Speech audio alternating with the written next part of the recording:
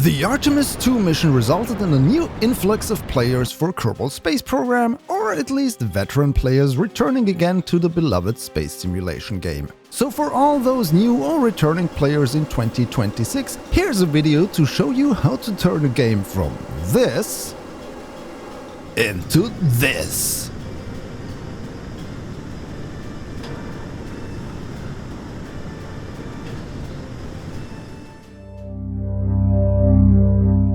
Hello everybody and welcome! Kerbal Space Program wouldn't have been such a success without the humongous modding ecosystem around it. Modding the game is easy and you can find all kinds of mods, from quality of life improvements, additional parts, additional planets, multiplayer mods and of course graphic mods. Today we'll focus on the latter and we'll start by how to even find and install these mods. If you already know that part, you can skip this chapter, I've put the timestamps below. To grab mods for Kerbal Space Program, there are multiple avenues. First, the good old KSP forums. Not only can you browse mod releases, you can also look for assistance if something doesn't work as expected and get a glimpse at work-in-progress mods.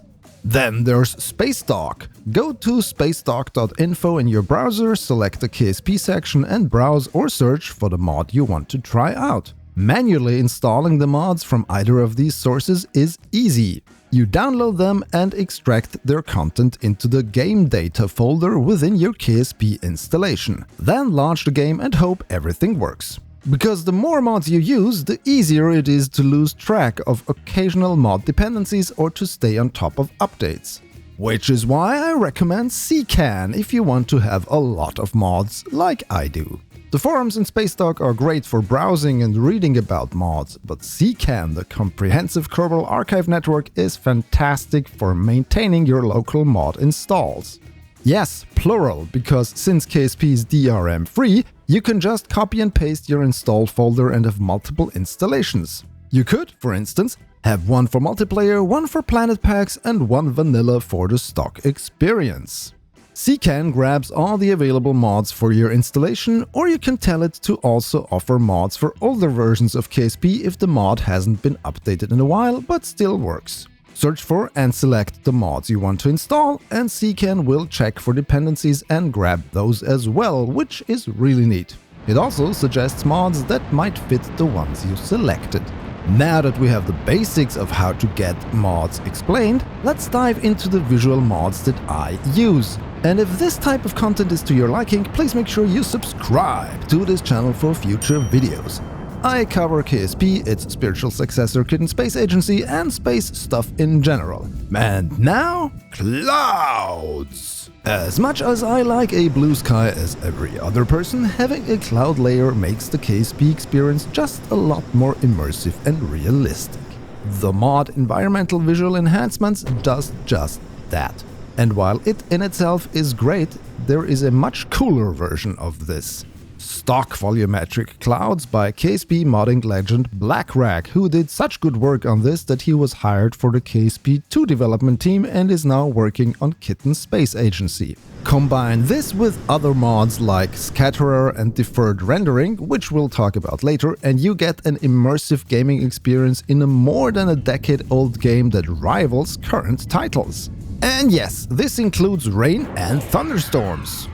Unfortunately, to get this ultimate cloud mod, you need to join BlackRack's Patreon as a paid member, which is $5 a month.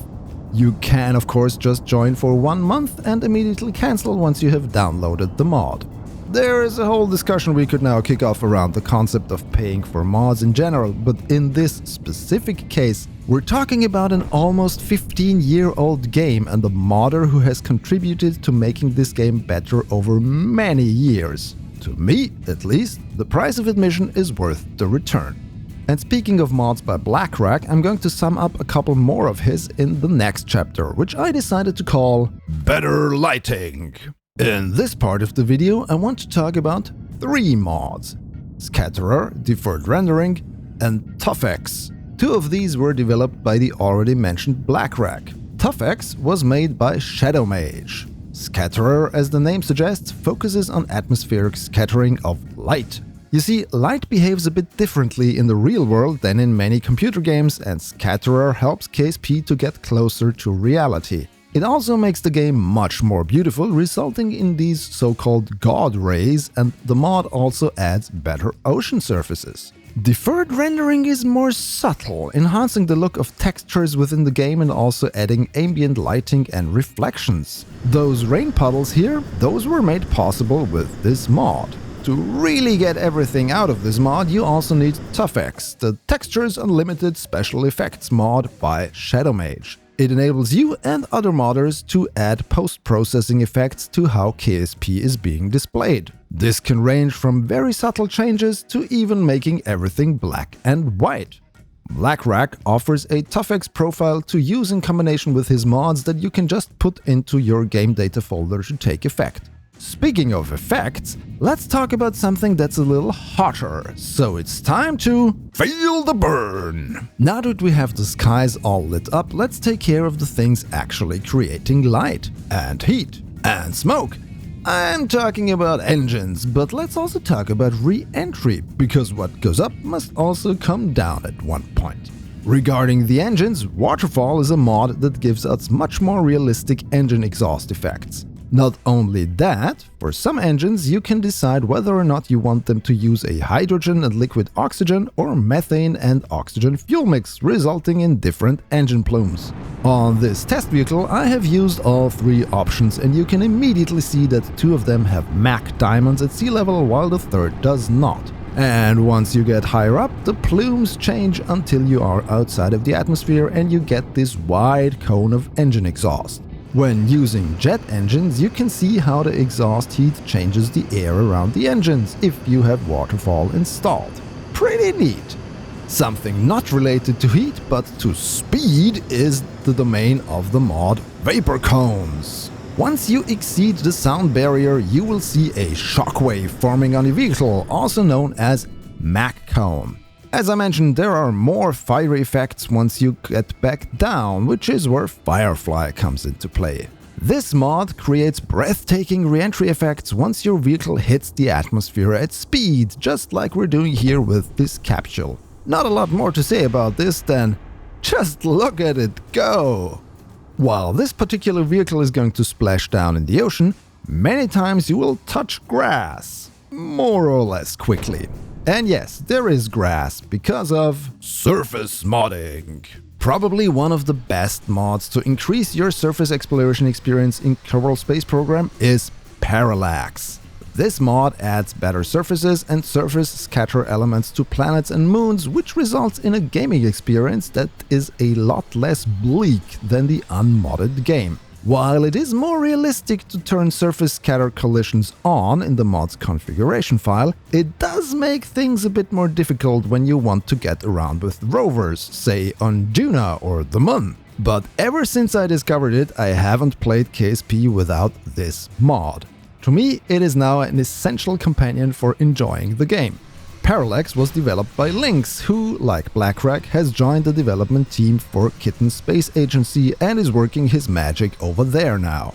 While I knew from looking at it that I wanted Parallax in my life, something I didn't know I needed until I tried it was modern UI. There is a mod out there called HUD Replacer. It in itself is basically just a framework onto which you can load themes to change the user interface of KSP to your liking. Myself, I have chosen the dark theme variant called Z-Theme, which results in all UI surfaces, buttons and icons to appear a bit more modern in a flat look and of course a dark background instead of the bluish grey of the original. At first it took a bit of getting used to because everything looked different, but I've grown to like it a lot more than the original, and honestly, the original UI feels super dated to me now. Alright, those are, in my opinion, the best visual mods you can add to Kerbal Space Program in 2026. Of course, there are a lot more, and I even use or have used many more than this over the more than 5,000 hours that I have played the game since I discovered it more than 10 years ago. But is there some egregious omission in your opinion? Have you discovered a cool mod you want to share with everyone? Let me know in the comments below.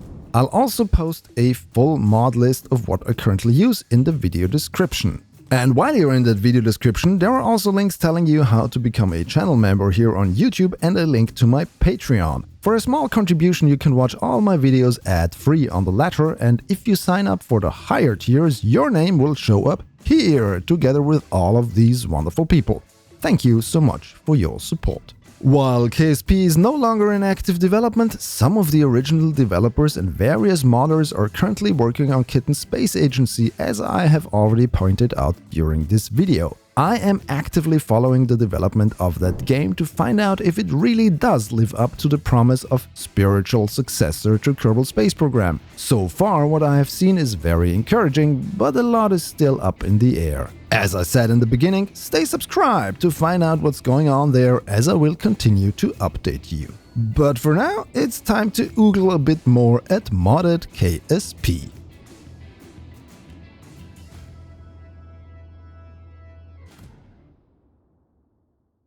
If you enjoyed this video, please subscribe to my channel for more and follow me on my social thingies. The links are in the description. Thanks for watching. Goodbye.